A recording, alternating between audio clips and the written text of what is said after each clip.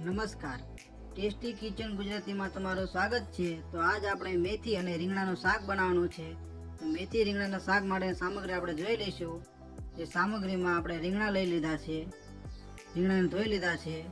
આ મેથી છે, મેથીને પણ ધોઈ લીધી છે। આ લીલા મરચાં છે, આ ટમેટા છે, આ રાઈ છે, આ જીરું છે, આ હિંગ છે, આ ધાણા જીરું પાવડર છે, આ લસણીયો મસાલો છે, આ મીઠું સ્વાદ પ્રમાણે અને હળદર છે। તો સામગ્રી આપણે જોઈ લીધી છે। તો શાકના વઘાર માટે આપણે કુકરને ગેસ ઉપર મૂકી દઈશું। કુકરમાં તેલ લઈ લઈશું।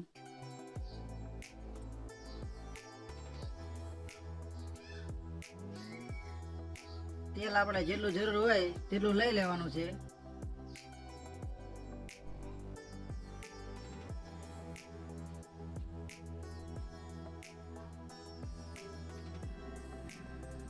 તો આપણું તેલ અહીંયા ગરમ થઈ ગયું છે। તો સૌપ્રથમ આપણે રાઈ નાખીશું।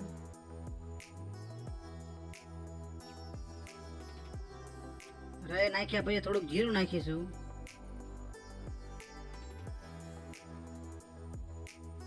પછી થોડી હિંગ નાખીશું।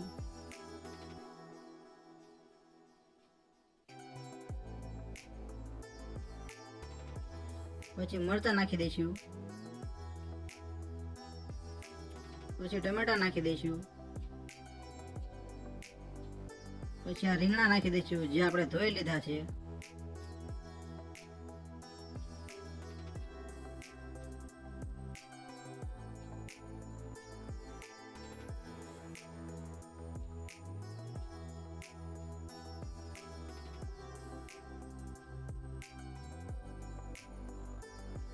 આવી રીતના બધા રીંગણા નાખી દેવાના છે। પછી આ મેથી નાખી દેવાની છે। મેથીને આપણે પહેલેથી જ ધોઈ લીધેલી છે। તો આવી રીતના બધી મેથી નાખી દેવાની છે, જે હળા હળા રીંગણા મિક્સ થઈ જાય છે।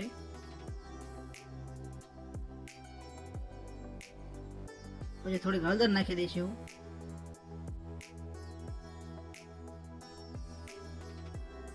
પછી સ્વાદ પ્રમાણે મીઠું નાખી દઈશું।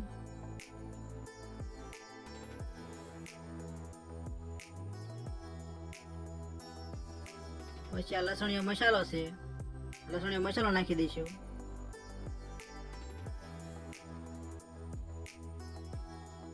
પછી થોડી વાર હલાવી લઈશું। હલાવવાથી બધી મેથી રીંગણા હારે મિક્સ થઈ જશે।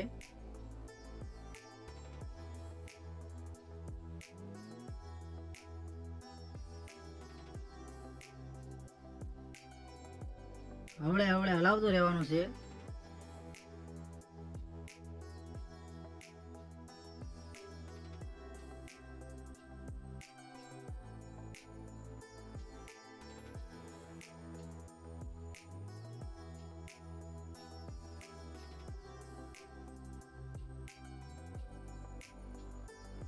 આવી રીતના હવળે હવળે મિક્સ કરતું રહેવાનું છે।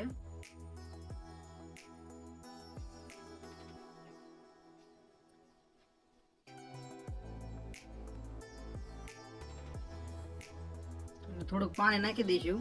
પાણી થોડુંક જ નાખવાનું છે।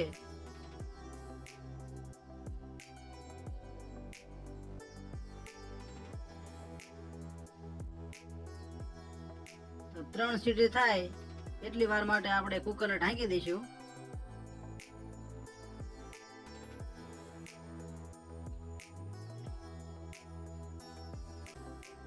તો આપણા કુકરને 3 સીટી થઈ ગઈ છે।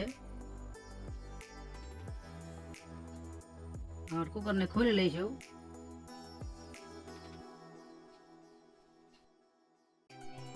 તો મેથી રીંગણનું શાક આપણું અહીંયા બનીને તૈયાર થઈ ગયું છે।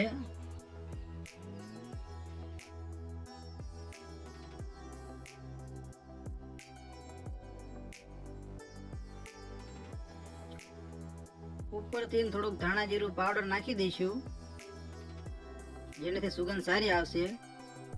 જો તમને અમારા મેથી રીંગણના શાકનો વિડીયો પસંદ આવ્યો હોય તો વિડીયોને એક લાઈક કરજો અને આવા ને આવા નવા વિડીયો જોવા માટે અમારી ચેનલને સબસ્ક્રાઈબ કરજો। વિડીયોને પૂરેપૂરો જોવા માટે તમારો ખૂબ ખૂબ આભાર।